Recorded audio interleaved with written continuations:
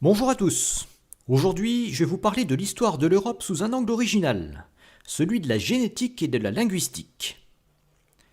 Pour ça, on va beaucoup parler des haplogroupes.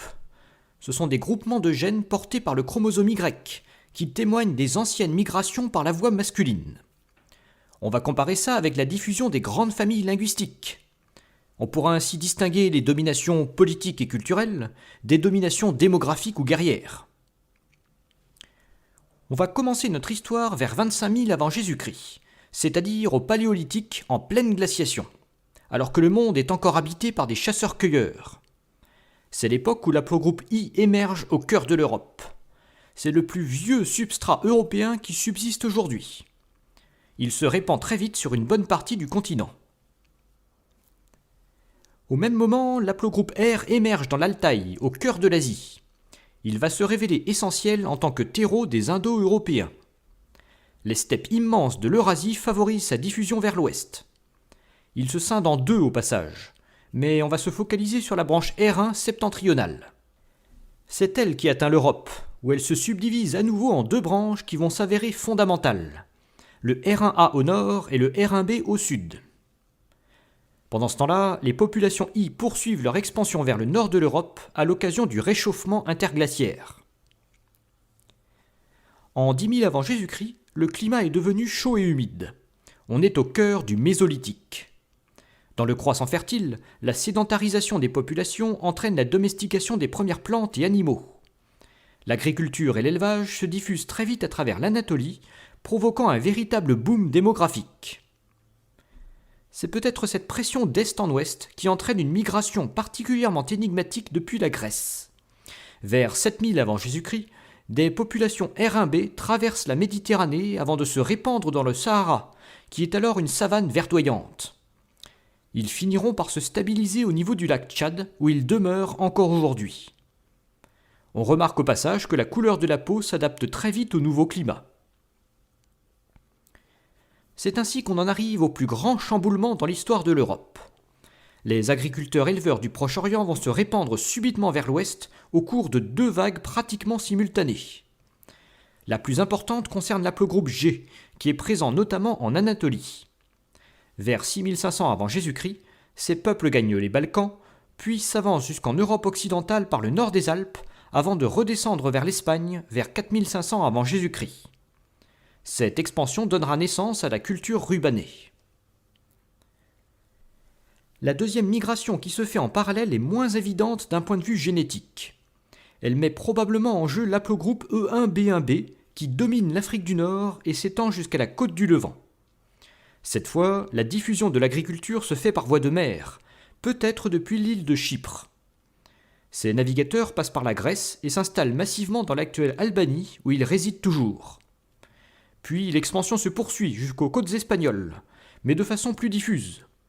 Les migrants, eux, restent partout minoritaires et se contentent de diffuser l'agriculture et l'élevage auprès des populations I. Ça correspond plus ou moins à la diffusion de la culture cardiale en Europe méridionale. En Europe occidentale, l'explosion démographique provoquée par l'agriculture entraîne l'essor du mégalithisme. Ça concerne surtout la frange atlantique, qui reste dominée par l'aplogroupe I primitif. Celui-ci tend d'ailleurs à regagner du terrain sur le groupe G au cours de cette période, tandis que le groupe R1 gagne l'Allemagne. C'est ainsi qu'on arrive en 3000 avant Jésus-Christ, une période cruciale puisqu'elle va marquer le point de départ des Indo-Européens. Ça se passe probablement au nord de la mer Noire, sur un territoire qui correspond à la culture Yamna. Une nouvelle mutation apparaît au sein du groupe R1B et connaît une expansion brutale, des Balkans jusqu'à l'Altaï. Cette nouvelle migration à travers les steppes est peut-être due à la domestication du cheval, combinée à l'invention de la roue. Ces nomades véhiculent leur langue, que j'appellerais le proto-indo-européen, même s'il y a des débats sur son existence. Par la suite, l'expansion de ces Indo-Européens du groupe R1B se poursuit vers l'est jusqu'au cœur de la Mongolie et vers l'ouest jusqu'au nord des Alpes. Au passage, ils se retrouvent au contact de la vieille branche R1A centrée sur les pays baltes, qui adoptent leur langue. Dynamisées par cet apport indo-européen, les populations R1A s'étendent alors vers l'ouest jusqu'en Allemagne et en Scandinavie, et vers l'est jusqu'au cœur de la Russie.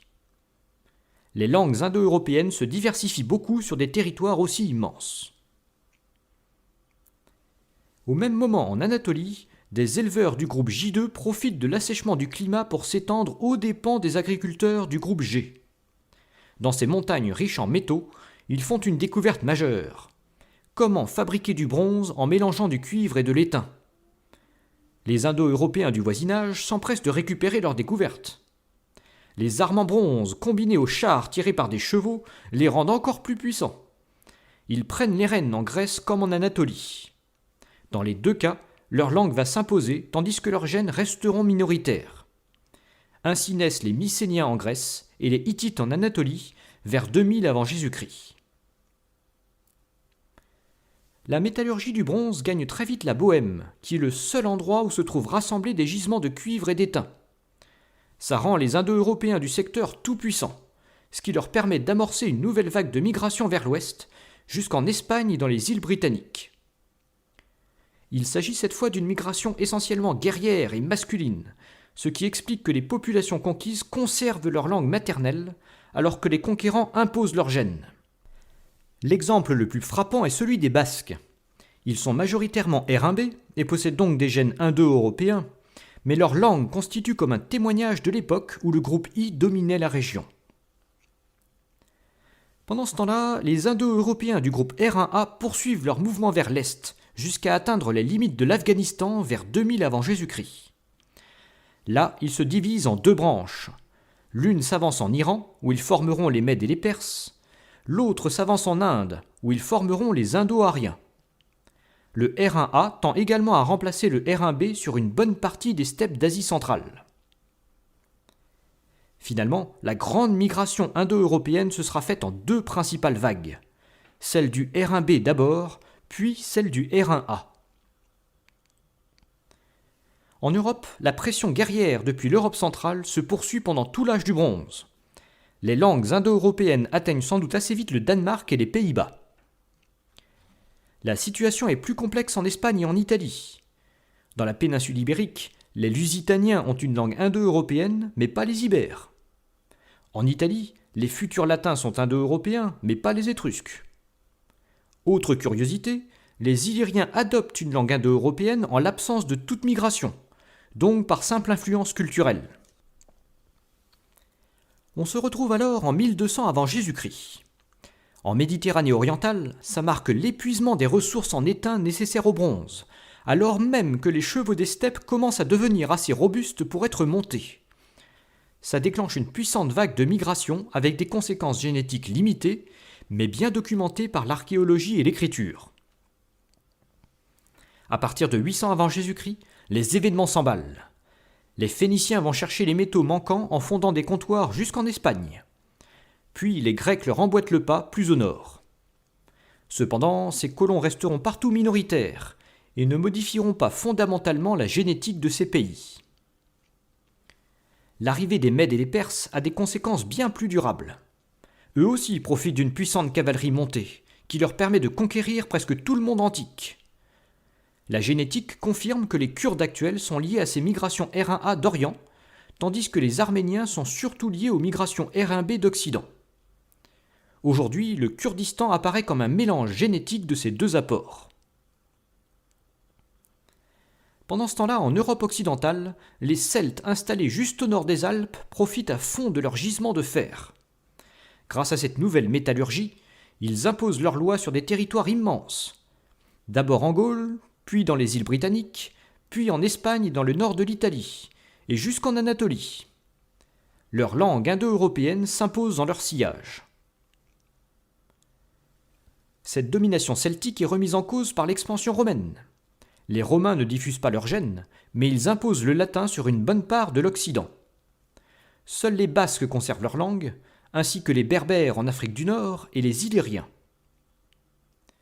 C'est aussi l'époque où s'amorce l'expansion germanique, depuis le Danemark et le nord de l'Allemagne, contre laquelle l'Empire romain va épuiser ses forces. Ces Germains sont une belle illustration de mélange génétique, puisqu'on y trouve du R1A, qui est plutôt caractéristique des Slaves, du R1B, très présent chez les Celtes, et du I, qui est majoritaire chez les Illyriens. 2 dernières migrations eurasiatiques vont remettre en cause cette omniprésence des Indo-Européens. La première concerne l'aplogroupe N, dont je n'ai pas encore parlé. Originaire de Chine du Nord, il a atteint les montagnes de l'Altaï vers 2000 avant Jésus-Christ.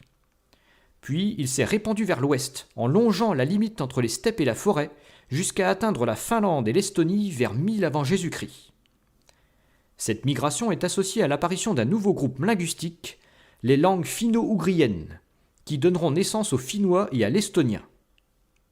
Des mélanges se produisent avec le groupe R1A dans les pays baltes et jusqu'en Suède. Puis c'est l'aplogroupe C qui subit à peu près la même trajectoire. Lui aussi est originaire de Chine du Nord. Il gagne la Mongolie vers 1000 avant Jésus-Christ, puis se répand jusqu'à l'Altaï. Il est étroitement associé au peuple turco-mongol, qui vont bientôt devenir les nouveaux maîtres de l'Asie centrale aux dépens des Indo-Européens. La première apparition des Turco-Mongols en Europe est celle des Huns, vers 370 après Jésus-Christ. Ils n'y laissent pas une grande empreinte génétique, mais ont surtout pour effet de dépeupler l'Europe orientale au profit des Slaves, qui viennent combler le vide aux dépens des Germains. Les Latins en profitent aussi pour passer au nord du Danube, où ils deviendront les Roumains. Même histoire avec l'arrivée des Avars, qui s'installent dans l'actuelle Hongrie. Cette fois, ça va profiter aux Finno-Ougriens du groupe N, qui vont en profiter pour s'implanter dans la région au Xe siècle. Ce sont les fameux Magyars qui vont devenir les Hongrois, et qui forment comme une poche non indo-européenne au cœur de l'Europe. Les derniers bouleversements sont liés aux vagues turco-mongoles qui se poursuivent d'est en ouest. Les Turcs puis les Mongols vont presque entièrement effacer les anciennes langues indo-européennes en Asie centrale, mais sans pour autant y éradiquer l'aplogroupe R1A qui subsiste encore aujourd'hui. Pour finir, l'expansion russe va contribuer à réduire fortement le domaine des populations finno-ougriennes. Quel est le bilan aujourd'hui en Europe ?